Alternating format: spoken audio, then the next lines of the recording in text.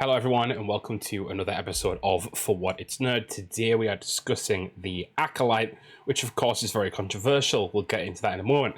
But before we start, just in case you can hear it, I've got my fan on.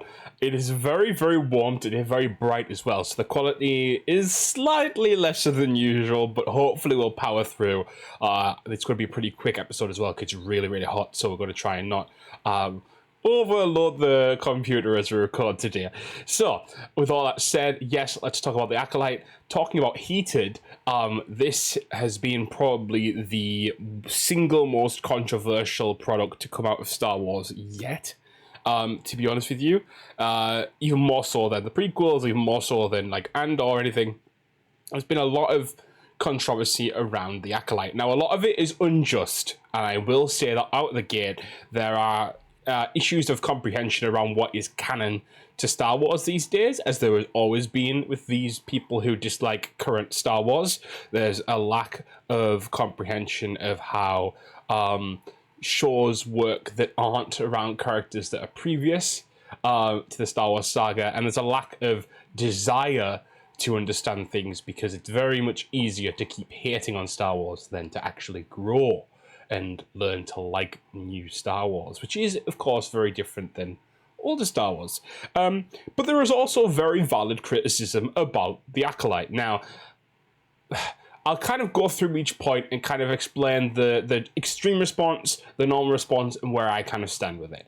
One thing I want to say off the bat is I think this show is very pretty, and I think very well to put together visually. Now, there are some scenes where certain, I would say certain locations looked static and looked very much like a set rather than a place, if that makes sense. But other than that, I think the outfits looked great, the character designs looked great. I think the combat, especially from a visual standpoint, was phenomenal. Probably the best part of the show, even better than the story, which for me, typically I don't go in for that stuff, but I think in this version, it's really good and really well focused upon. Not in the least because it's the people who did Rogue One, the Vader scene. So you get it, right? You get that they're pretty good at what they do. So loved it. I also like the kind of the reliance on force powers to tell the story this time around as well, and visual storytelling as regards certain fighting elements that show up and that are later explained through lore of the story. Now, with all that said, again, there were certain points where the visuals didn't pull through, and I think it hampered your believability that they're on certain planets. And also, I feel like certain times there was not enough time to kind of get acquainted to a place before we were kind of pulled away from it. One place in specific was Brendok, and I feel like a lot of confusion in one of the episodes was that Brendok seemed to be on fire, but wasn't on fire. It didn't look quite right, and then obviously you kind of get it explained later that it worked a little bit differently. But I think sometimes the visual cues worked strong. I think sometimes they were, and I liked sometimes being shown rather than told. So I think there was a balance to be struck. Sometimes they missed it, but otherwise it was pretty good. Characters, as I said, I think the characters were great. I think the acting actually was very good in this show. I know a lot of people found it hard to take. For example, I was watching with a watch party this time, which is a really great experience. It's great to get like kind of first-hand understanding of how other people viewed the show that were kind of on my sort of wavelength as regards like how they view society, how they view morality, how they view all that type of stuff. Equality, etc. And I think there was definitely some characters who, because of previous roles or because of the delivery of some of their lines, it was kind of more comedic than it was thorough. I also think there was one character that really kind of annoyed me within this show was Yord's Padawan from the first episode. I talked about this when the first episodes came out. Yord's Padawan shows up in one episode and then disappears for the entire show. And if she is not included in a potential season 2, as someone who is part of Vinestra's team trying to find out what happened, I'm kind of going to be annoyed by that, because it feels like, why did you introduce someone as Padawan when you could have had Daphne Keane play Yord's Padawan and kind of give Sol this idea of he's a tragic master who never took on another Padawan because of what happened with him and Osha. But yeah, so that's the one kind of one where I'm like, now. As regards characters, Ki-Adi-Mundi, Kai-Adi-Mundi, however you say it, showed up in the show. A lot of people say that he is not meant to show up yet because he will be too old compared to his canon version. I have a few things to say on that. First off, Kai-Adi-Mundi never had a proper canon age, as far as I'm aware. And also, he's a Saurian, he's not a human. It's not like we have to stretch our beliefs much. It's the same with Venestra in the show, actually. Until the show was announced, we didn't know Mary Allen's lived as long as that.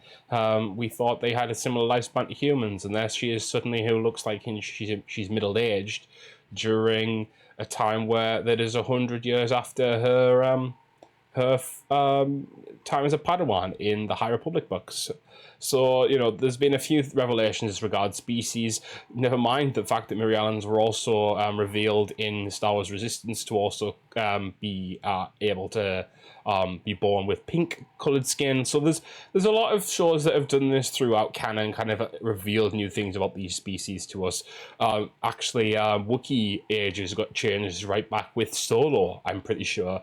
Chewie got it younger, but younger as regards the lifespan, but about the same age in that lifespan. So he is still like, if you compare it to human years, he's still middle-aged, so to speak, but his middle age became, I think it was like, before it was like 400, so it was like, they lived to 800, and then now he was 400, and now I think it's like he's 200, and they lived to 400. Something like that. So tapped out before, but besides that, canon. Let's talk about canon for a minute, because I feel like I have to bring this up every single time. When Disney bought Star Wars, it really irks me, so I'm sorry if I get a little bit aggressive on this one. When Disney bought Star Wars, they decanonized Legends. Not even like on a smaller rung of canon. That doesn't exist anymore. There are no levels of canon in Star Wars. That's the other thing. Please don't think there's levels of canon in Star Wars. The only things that aren't canon anymore is if they get retconned by Dave Filoni, which also irks me. Dave does that a lot. He has the old George mentality of, if I didn't create it, it's not canon, which is a bad collaborative idea. But Dave's work's great, but sometimes it does branch into the territory of, hey, I'm just going to retcon this thing. It's in a book. It's not in my show. Star Wars defined canon as similar to the MCU. Everything that happens is canon. Everything in the games, everything in the books, everything in the comics, everything in the shows, movies is canon. It happens. There's certain things, obviously, like the color of the mantis in Star Wars, Jedi Survivor, the Jedi games. It took me a second there. Obviously, like, that can be changed and customized. That doesn't necessarily mean that it was every single color under the sun, because those things are a gameplay device, right? Because some people will be obtuse and say something like that. But generally everything's canon. The only thing that isn't is Lego, which of course it's not. And so yeah, I think you have to keep that in mind when going into new stuff. So Ki-Adi-Mundi's age was apparently suggested on a trading card back in the day. That trading card is a trading card, first of all. George wouldn't have even, looked at it back then. And now, it's not... They literally publish stuff under a different banner when it's Legends now. Like, get out of that headspace. Get out of that headspace. Canon... Legends decanonized. Has been for a while. Has been for ages. Get over it. It's been 10 years. It's been 10 years. Like, 10% of your lifespan has passed since Star Wars has been, at the best, has been since Star Wars has been decanonized. Let's move on. Legends has been decanonized in Star Wars. You know what I mean? And also, just again, even if you're a believer that the new canon is canon, it's not the movies and the shows and then everything else separate. They're all canon at the same time.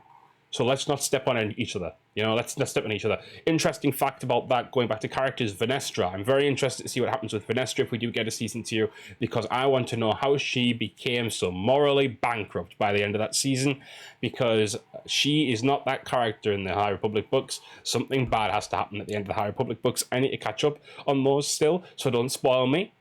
If there's something I've missed already, I've just hit the mic, by the way, before. I'm manic today, by the way. It's the heat. but I want to know what happens to her. Very interested to see what happens with Venestra. I actually think she was a really interesting character in the show, and kind of like this background presence until that last episode where you feel like something else is going on here.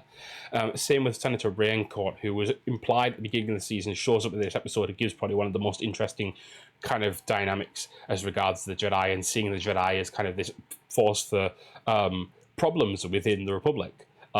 It's a little too. I feel like the writing around, like, so Mother Anastasia and Senator Raincourt both imply that there's something about the Jedi that will be their downfall, and I think it's a little too on the nose.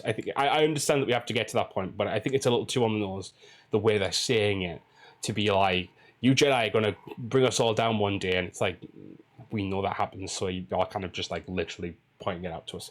So a little bit on the nose with that, and some of the dialogue in that general sphere is kind of like, in the first few episodes, I think I talked about this, when Orsh is like, attack me with all your strength, is like, attack me with all your strength, and there's certain lines throughout the show that are just a little bit awkward, but other than that, yeah. Anyway, now I've had my little rant. Plagueis and Yoda. Now, Yoda is fine because we know Yoda lived for 100 years. No one's complaining about that.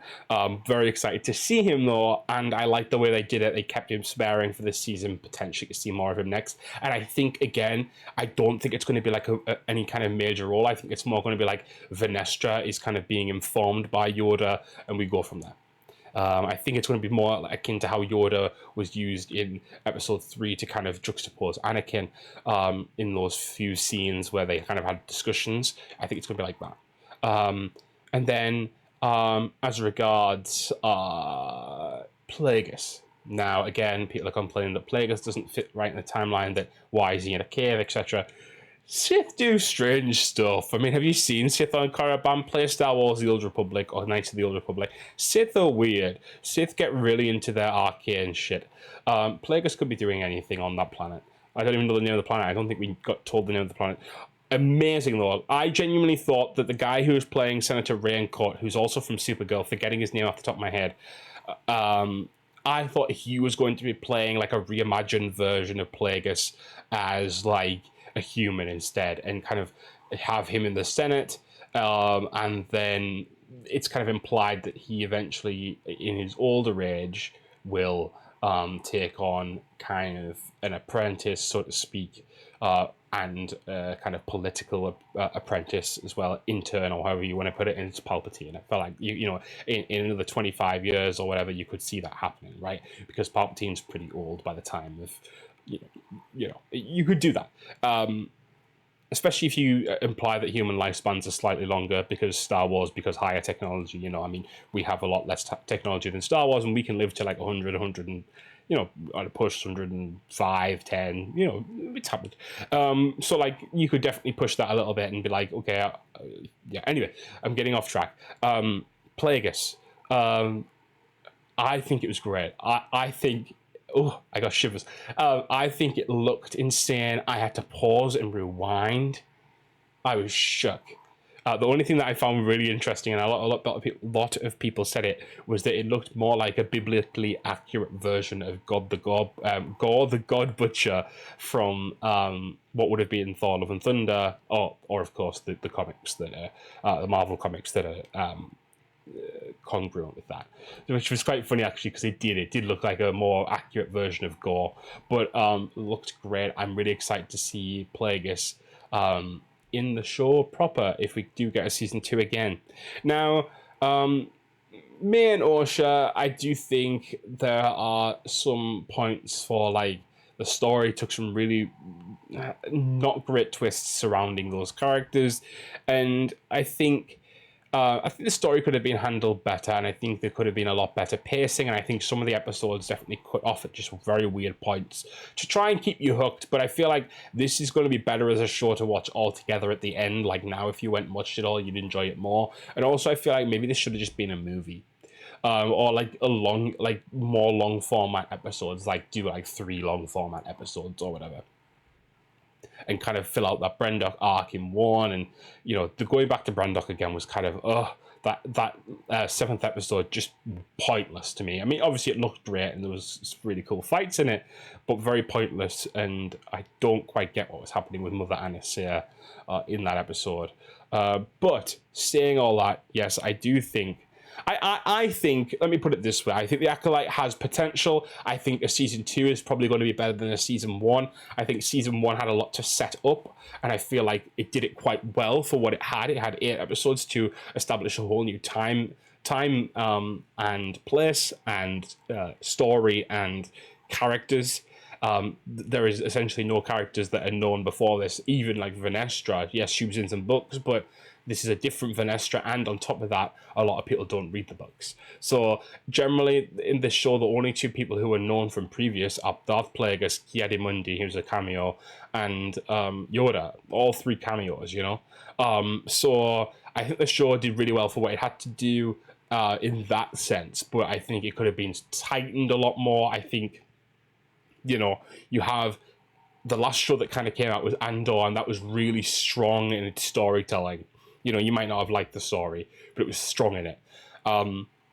It had a real conservatism about dialogue and scenes, and I think this show didn't have that. I think this show was kind of more of a mismatch, and that's okay.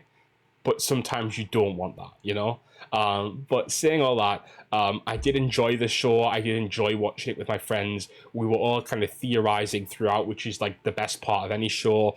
And yeah, I do want a season 2. I really do want a season 2 because I think they can do better on a season 2. I think Leslie Headland seems to me like someone who will disregard the criticisms that aren't valid, so to speak, let me put it that way, and the criticisms where she finds them to be relevant and acceptable. She seems like the person who might take those on board because she seems very actively involved in caring for the fan base. So that's what I'm hoping personally. I'm hoping that a season 2 sees an elevated product and a better, more concise storyline. Yeah, as always, more Star Wars is good. Even if you don't like it, even if you don't care, the fact that someone else might have more Star Wars to enjoy is something that you should kind of celebrate, right? Some people love this show, absolutely love it, and don't want to hear a bad word said against it. And, you know, I come at it from a logical standpoint and try and, like, dissect things, right? Not everyone's like that. Some people just say, this is my new comfort character, I love them. And that's okay, and that's great. That's what Star Wars is about.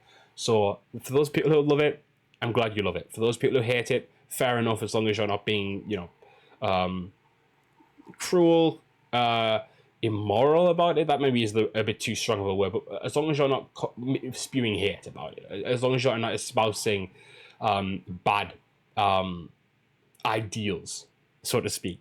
And those who find it middling, well, you're with me, I guess. But yeah, very, very interesting show. I'm excited to see what we get next from Star Wars, The Acolyte, Andor Season 2, etc., the Mandalorian movie, all of the stuff that's coming up. But it feels like we're kind of in a little bit of a grey area right now. We don't know what's quite coming next, so we shall see. With that said, guys, next week we will be discussing Deadpool and Wolverine. Keep an eye out for that. And yeah, very excited. Thank you guys, as always.